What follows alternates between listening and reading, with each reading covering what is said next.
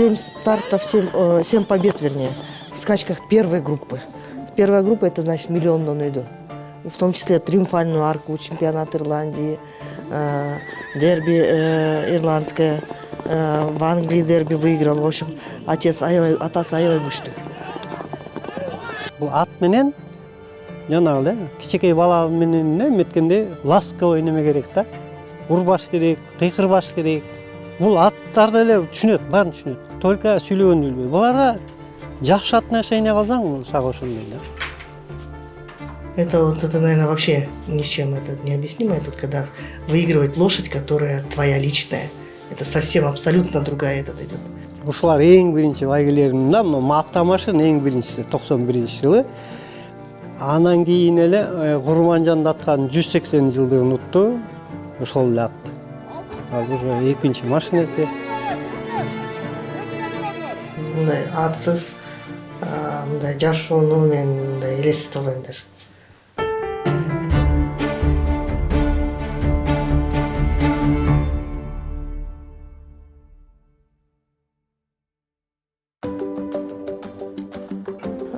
Беш атты былтыр Франциядан алып келгенбиз, аукциондон. Ошол барып, мына получается байтал азыр уже 2 жашка чыгып калды. Былтыр аукциондон 1,5 жаш болчу. Аябай жакшы линиядан. Кличкасы Визинда. Визинда, мать Визарана. Это Агахандын конюшнасынан неме, маткасы ушул Агахандын конюшнасынан. Аябай жакшы, перспективный. Ошон үчүн ойлонуп атабыз. Именно биз гладкий скачканы өстөрөбүз атпайбызбы? Ошол гладкий скачкиге жакшы чуркайт. Бул англо-араб да, англо-араб өзү. Атасы чистокровный, энеси арабская. Бунун родной агасы жакшы жүгүргөн да. Казакстанда 90-дан биринчи келип автомашина уткан да. Он родной братыч. Ошол кыз бурак. Мунун атасы Golden Horn. 7 стартов, 7 побед, вернее, в скачках первой группы. Первая группа – это значит миллионную еду. И в том числе триумфальную арку, чемпионат Ирландии, дерби ирландское, в Англии дерби выиграл. В общем, атасы аябай күштүү. Азыр биз муну саттык, бирок жаны хозяин кайра эле уланды өзүн даярда деп кайра бизге калтырып койду.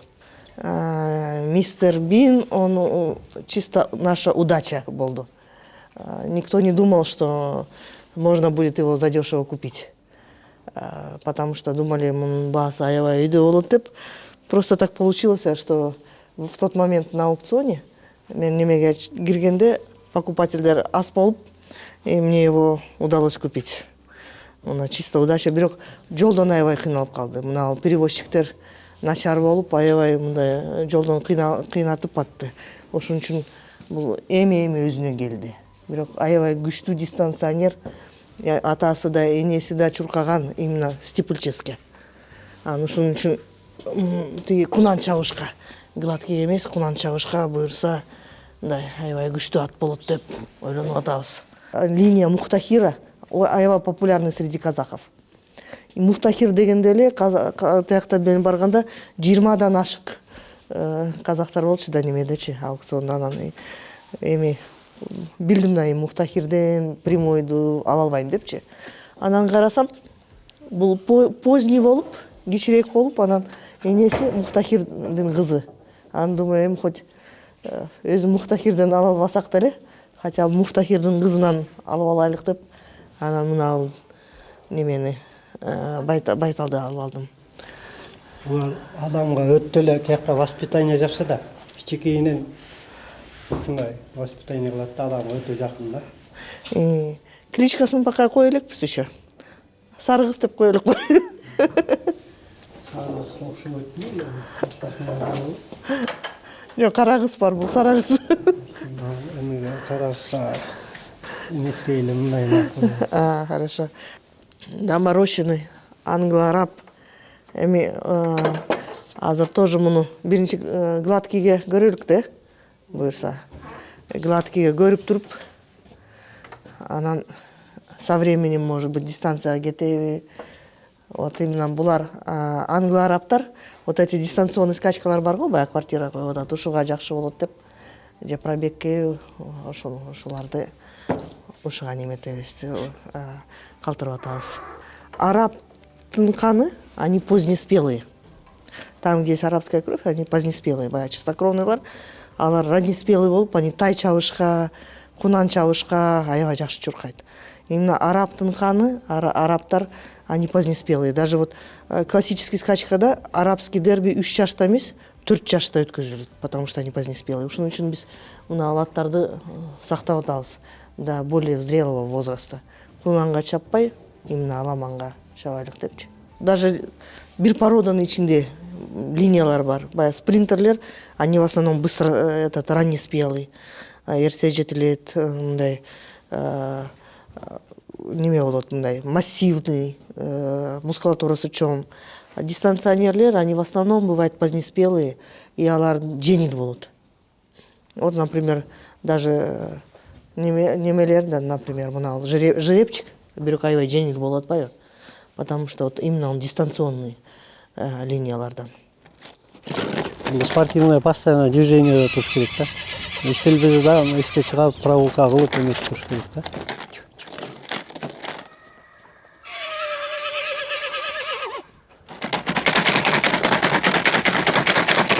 Нар алсыраак тур.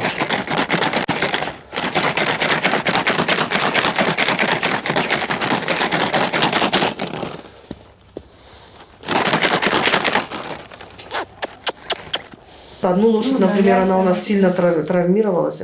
Почти 2 года, да, ты его лечил? Ну да. 2 года лечил, там травма была сильная. Там, Перелом. Да, перелом. Все-таки вылечил, хотя все говорили, что не вылечить, не надо мучить. Несколько раз делали гипс, она потом обратно ломалась, почти 2 года лечили. Он вылечился, и сейчас он жеребец, производитель. И это, наверное, вот, больше не видела случая, чтобы так перелом вылечили. В Кыргызстане, конечно, криво, но так как он очень хороших кровей, это большая заслуга Ланы, что он сохранился, остался жив. Мен өзүм сам тренер, сам зекей болгом да. Скаччий тренер деп коет да мени. Өзүм тренировать этсем, өзүм чапчын да. Мындай редкий да. Вес позволял чабасың да. Если тренер болуп весиң оор болсо чаба албайсың. А мен весим именно жокейский болчу да. Дагы деле жокейский, азыр деле чапсам болот.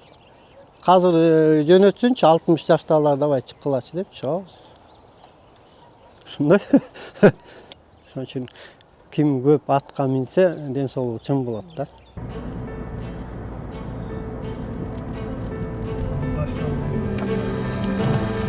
Чё, что ли, круг? Пошел, да?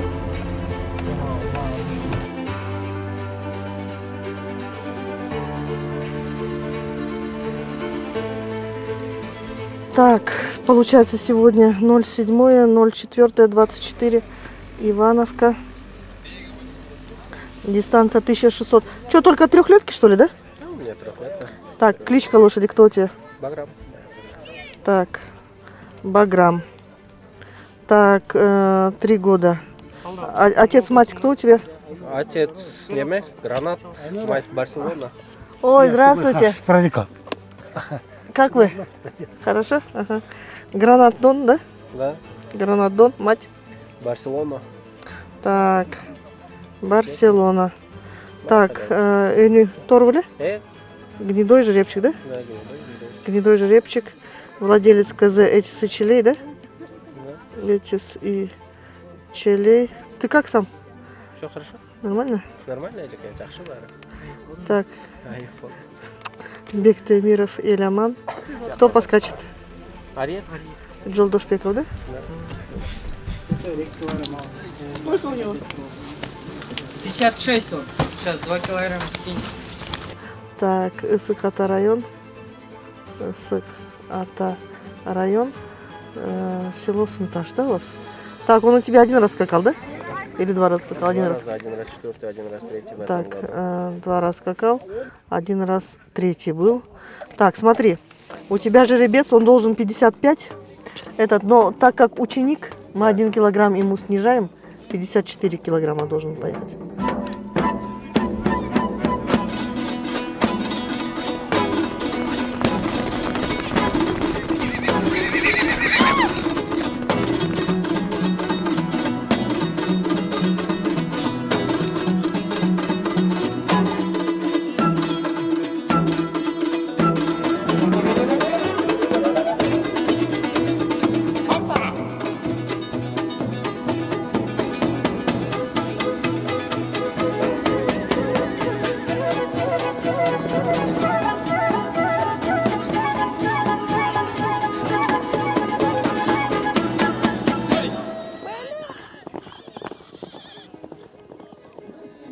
Latviyalıların birinci oruna Fransa'dan Baygene. Молодец. После импортной давай. Üçüncü gelgen. Katıklar çekişmeke. Ayga kapsılarak. Havas tutamınake.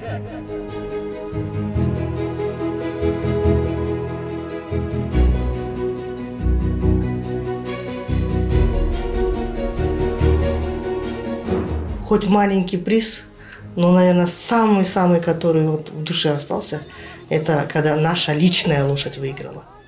Это была дочка Аргуза, Астра. Она выиграла тогда китайский магнитофон, да, что-то, всего лишь. Но это была наша личная лошадь. И эта победа, наверное, вообще ни с чем не сравнима. Потому что одно дело, когда на чужой лошади выигрываешь, а другое дело, когда твоя лошадь выигрывает. И хотя тогда приз был совсем дешевый, но то, что это наша кобыла выиграла, тем более она с очень хорошей резвостью выиграла. Отрыв от второй лошади где-то больше полкруга, да, был, наверное? Ну, почти полкруга. Какой полкруг, вообще круг был. Ну, да, и это вот, это, наверное, вообще ни с чем это не объяснимо. Это вот когда выигрывает лошадь, которая твоя личная. Это совсем абсолютно другая этот идет. Ошондо бизде Кыргызстанда эң биринчи машина сайылды. 91-жылы биринчи курултай. Ошол жерде 91-жылы августта 06 автомашина уттук да ошол атым мененчи. Анан кийин эле Курманжанда аткан 180 жылдыгын утту. Ошол эле ат. Ал уже экинчи машинеси. Ошол эми эң эмеси ошол Аргус менен барс эң жакшы эми мага престиж алып бергендер да буларчы. Мен эми бала кезимен атам чабан болчу. Таласта. Анан ошо где-то бир 5-6 классман аттага кызыкчым да. Кызыгып, анда ат чабыштар ас болчу. Баягы эле бир жылда бир болсо да аш тойлордо эле инагда. Анан атам чабан болгон үчүн баягы жайында бир эме той кылчу да. Анан койлорду кыркканда анан ошо бүт койчуларга той кылып анан ошол жерде улак, ат чабыш өткөрчү да. Ошолорду баягы көрүп жүрүп анан кызыгып, ошондой кийин ичине 7-8 класс окуп калганда ошол бир агамдын бир улакка жүзүп жүргөн аты бар болчу бир. Жакшы ат, өзү красивый. Ошону чаап биринчи келгем да. Байга алгам да. Ошондон бери атка кызыгып калгам да. Көзүмен Ошто өскөм, Ош шаарында, Баканбаев мектепти бүттүм. Билбейм, эми где-то кички кезинен эле аттарды жакшы көрчүмүн. Анан 4-класста болгондо 11 жашта болчумун анда. Бир подружка экөөбүз решили телевизордон көрчүбүз да баягы ипподром, скачки. Анан көрүп калдык, что ипподром бар экен. Ага чейин билчү эмеспиз, что ипподром бар. Анан бир телевизордон көрүп калып, анан кички болчубуз, анан угуп калдык, что тренировка саат 5-те башталат экен. Анан кантип барабыз деп, анан экөөбүз түнкү саат 4-тө туруп, экөөбүз жөө кеттик. Анда западный микрорайонда болчу ипподром. Эми, конечно, милиция бизди токтотту, эми эки кички кыз түнчүндө басып баратса көчөдө. Анан ошол подружкамдын дедушкасын чакыртып, тапшырып, анан эртеси биздин машина менен алып барды. Конечно, ата энем против были, потому что мектепте аябай эле жакшы окуучумун да. Круглая отличница, анан юрфак же экономфак депчи. Я говорю, жок, только зооинженерный факультет. Ушул 87-нчи жылы зооинженерный факультетке тапшырдым. Ушул кесип менен жашап атам. Ошол менен основное как раз направление и диплом у меня были, и дипломная практика, это именно по коневодству. Мен Таластын конзаводтун трен отделениясына проездка келчүмүн. Анын бир күнү проездка келсем, смотрю, такой симпатичный парень, стоит, навоз убирает, буттары түп-түз. Думаю, какой симпатичный парень, думаю. На него глаз внимание обратила. Потом скачки были на этой же неделе. Вот я же говорила же, он умудрился проиграть на Босфоре. Думаю, кто такой проиграл? Мындай карасам, смотрю, улыбается. Улыбка 6/9. Красивый. И каштары капкара. Ресницы, ух. Волосы тогда густые были. Думаю, симпатичный, оказывается, тренер. Так я обратила внимание на него. Эми бул кандай болгондо бул биз Тетноого как раз бул тетерде бир эме бар. Конюшня бар, летний да. Пермечка бар. Ошол жерде бир проход бар болчу. Ошол жактан өтчү да постоянно. Биздин как раз биз турган жерден бул өтчү да. Мындай карап койчу, жакшы кыз экен деп. Мына жерден таанышtık да биз экөөбүз. Бул болсо мен тияктан басып келаткам конторадан, бул тияктан бияка басып келаткан. Как-то мен Там было дело так. Я очень хотела увидеть эти все союзные соревнования. Просто вот прям болела. Думаю, как это так? Вот будут такие большие скачки. А я вообще, ну как, даже вот если где скачки большие, прям у меня там все внутри горит. Я думаю, надо поехать посмотреть. И думаю, как поехать посмотреть? Ну, финансы, я думаю, как-нибудь решу. А туда поехать, там же все равно нужен хоть один человек, на кого можно опереться. Мало ли что, я там никого не знаю. Я поэтому его останавливаю, говорю, слушай, говорю, Улан, ты, оказывается, едешь на всесоюзный? Он говорит, да, еду. Я говорю, туда поеду, говорю, там я никого не знаю. Я вот туда приеду, там, говорю, мне нужна будет, чтобы кто-то там был, ну, там, рядом. Поможешь мне там? Он говорит, помогу. И потом нужно было находить деньги. И это вообще был прикол. Нас на практику отправили на мясокомбинат. Ну, в принципе, там неплохо платили. Но я так подумала, кишечный цех платили в два раза больше. Я поехала, то есть напросилась в кишечный цех, чтобы заработать деньги на эту поездку. Ну, в принципе, билет тогда стоил туда и обратно 56 рублей, помню тогда. И я заработала эти деньги и поехала в Пятигорск. Туда поехала, а там он на меня не смотрит. Пришлось ему немножко там дать втык и сказать, слушай, дорогой товарищ, обрати, пожалуйста, внимание на девушку, которая на тебя понадеялась.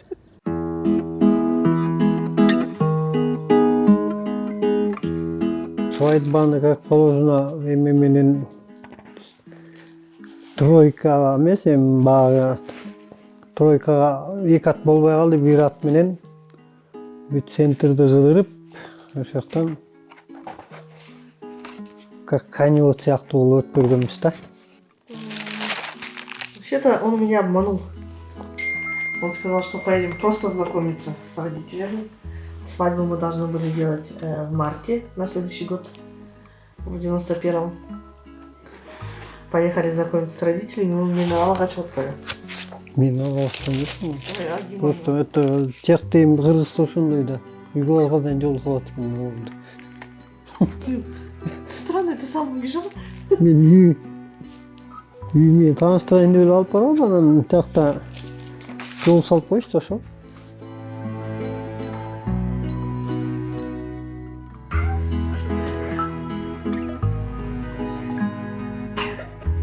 Кызым ветфакты бүттү.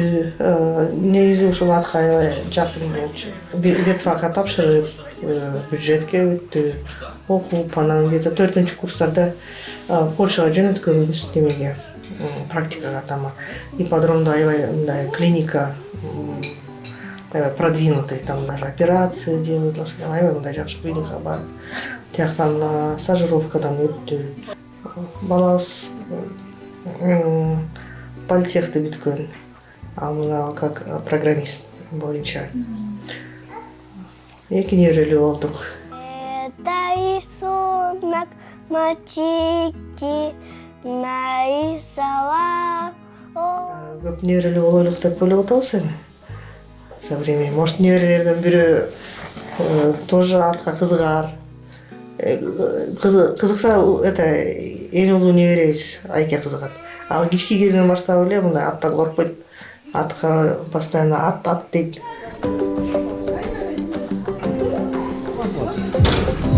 Спину ровно держишь, нормально? Да. Кроме скачек, уже 3-й год подряд проводим обучение жокеев. Здесь на фотографии это вот ученики, которых вот мы обучаем. Это уже получается в этом году прошел 3-й, у нас уже 3-й курс мы выпустили.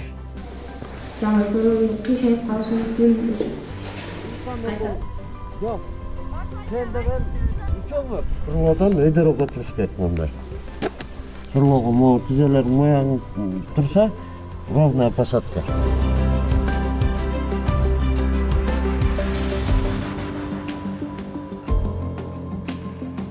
Это все ученики, которые у нас учились, обучались на жокеев. Сейчас они тренера, жокеи. Здесь получается как ведущий. Его тоже в этом году постоянно подтягиваем на все гладкие скачки. Это наша команда. Правда, здесь мало, остальные еще с лошадьми. Азаматов Азиздике, Ордосу, Жайгы району. 2000 соммен силен отуна экен. Мына ат менен иштегенден кийин материал аябай көбөйүп, анан мен ойлодум ушул материалдарды ошол башка деле элдер көрсүн. Ошондой баягы канча ат чабыштар болуп атат, канча жакшы сайыпкерлер бар, чабандестер бар, канча күлүк бар. Анан ошону элдер көрсүн деп, ошондой баягы журналдарды мен чыгарып баштадым. Сайыпкер деген журнал. Ошол журналдарда кандай жаңылыктарды, главный результат мына ат чабыштардын результаттарын, выставкалардын результаттарын, жакшы айгырлардын сүрөттөрүн Кыргызстанда ошондойларды баягы чыгарып аткам. Анан эми технология орунда турбайт экен. Баягы интернет неметкенден кийин сотовый телефондор, баягы компьютерлер баягы көп популярный болгондон кийин ойлодум, уже эч кимге деле уже бумажный вариант кереги деле жок. Бүт баары интернетте тапса болот экен. Ошондо ойлодум и мына сайт ачкам. Скачки KG, журнал сайыпкер деген. Бияка мына результаты скачектерди киргизип атам. Аттын кличкасын, сайыпкердин атын, хозяиндин атын, чабандести каяктан, канча уттуу если бар данныйлар болсо, ошолардын баарын ушул сайтка киргизип, любой адам барып, көрүп, ушул жылы ушундай ат чабышты, ушундай ат тутту эле, хозяин ушул экен. Баягы уюштуруучуларга айтып атам, баягы аттын кличкасын жазгандан кийин ата тегин деле кошо жазгыла, элдерге бул маалымат керек. Анткени ушул баягы аттын баягы происхождениесин көргөндөн кийин ушул боюнча анан селекция болот. Бул значит, мунун балдары мындай чуркады, алар баягы именно тайга жакшы, куманга жакшы. Мунуку жогу дистанционный, чоң баягы аламанга жакшы чуркайт деп. Ошон үчүн мына маалымат аябай важный. Жеребцов, вернее, каких пород надо сюда завозить, чтобы улучшить наших местных лошадей. Поэтому мы здесь вот проводим исследования. Сейчас вот здесь, если увидите, там бегает жеребенок, он от французского жеребца. Это тоже очень крупная порода. А мы проводим исследования, как, например, помеси, которые быстрее развиваются, как они приспосабливаются к нашим условиям. Тем более лошади обычно едут на Сусамыр, и как они к условиям высокогорья приспособлены, как они быстро набирают вес, какие у них рабочие качества. Вот такие исследования мы проводим. Я работаю, так как в Институте животноводства, в отделе коневодства, и это является вот моей темой. Это помеси наших местных лошадей с жеребцами тяжелопряжных пород. Где-то 15 жыл мурун казактар өзүнүн тиги адайский порода жылкы менен чемпион мира болушту. Ушунда адайский порода да бүт дүйнө жүзүнө таанымал болуп, ошого аябай потом внимание болуп, жакшы баага кетип баштады да. Анан ушунда биз ойлодук, ушул эмне үчүн биз кыргыз жылкы менен тияка мындай чемпионат мирага жете албайбыз деп, анан ошон үчүн аракет кылганбыз да, ушул индюринскечи.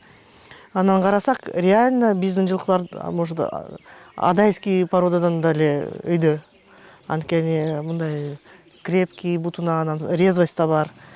Ошол баягы чемпионат Евразияда көрдүк да. Выносливость бар да, биздики карлуу жылкыларда баягы тоо ташта жүргөн, анан баягы биздики аларкы баягы кумдакта жерлеричи, биздики болсо таштуу жер да. Биздики мындай айтканда такасы жок болуп, такасы ырып кетсе да баягы такасы жок деле кете берчү жылкылар да биздикичи. Ошон үчүн баягы биздики болбой эле. Анан ошон үчүн ойлоп атабыз, все-таки, может быть, если жардам берсе өкмөт, ошол развитие направленияны өнүктүрүп, ошол чемпионат мирага деле биздин балдарды жөнөтүп, чемпионат мираны деле утуп коюшу мүмкүн. Биздин балдар, ошол биздин кыргыз жылкылар менен. Айланма бүтүп, жетиге жөнөдүңөр, жигиттер. Жетиге жөнөдүңөр. Вот сейчас мы уже пытаемся продвигать гладкие скачки. Почему? Потому что все-таки гладкие скачки – это международный вид. Если мы даже, например, национальными можем только Кыргызстан, Казахстан, все-таки с гладкими скачками есть шанс выйти на более другой уровень. И потом лошади из-за того, что меньше травмируются, они больше скачут. Например, если на Аламан лошадь скачет в лучшем случае 4 раза в год. Редко, кто 5 раз в год. Это редко. А так в основном 3 раза за целый сезон. То гладкие скачки, они и 10, и 15 раз. Некоторые есть, что лошади 20 раз в году могут проскакать.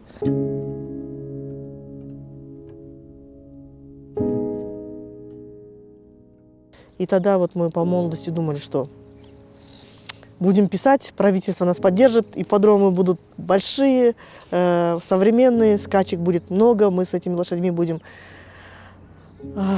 выбьемся на международный уровень. И, скажем так, вся наша жизнь в этих мечтах прошла. И вот сейчас вот думаю, может, если бы мы тогда уехали, мы вот смотрим, что вот наши соотечественники с Кыргызстана, они сейчас в России, в Европе, в Америке работают, скачут. И как они себя реализуют, я понимаю, что мы, может быть, тогда нам надо было, может быть, согласиться уехать и реализовать себя как специалистов. Вот в этом ключ парменде большой. Ладно, не знаю. Не, я бы тоже уехал, я Гикс мне позвал, я не поехал. Я, наоборот, я хотел здесь Кыргызстан поднять. Да, мы все здесь хотели поднять. Кыргызстанда скачки болсун деп, Кыргызстанды өнүктүрөйүн деп мен не дей асамыз. Дальше буду биякта өнүктүрөбүз, өнүтөбүз, буюрса болот деп. Старый старпокс был. На кетти, все. Да, кой. Так, кто идет? Америка что-то какой-то жопку? Один вон сзади. Экинчisi кайсыга коюп аттым эле мен?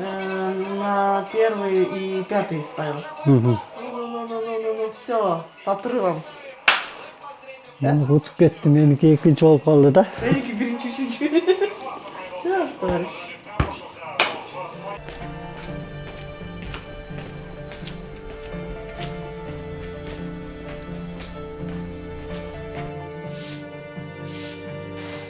Ат уштап жүгүрүш үчүн биринчи деген порядок болуш керек. Конюшняда Конечно, таптаза болуш керек.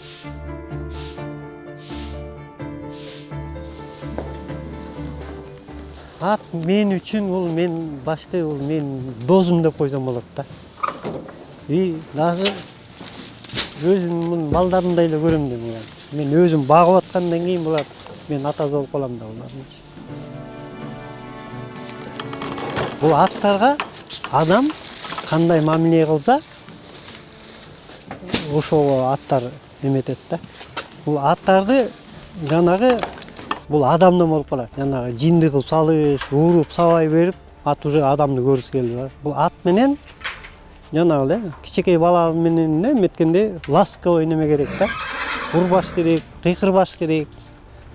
Мына жана көрбөдүң эле француздарды. Өздөрү келип адамга жакын. Бул аттарды эле түшүнөт, баарын түшүнөт. Только сүйлөгөнү билбейт. Буларга жакшы отношение кылсаң, сага ошондой да.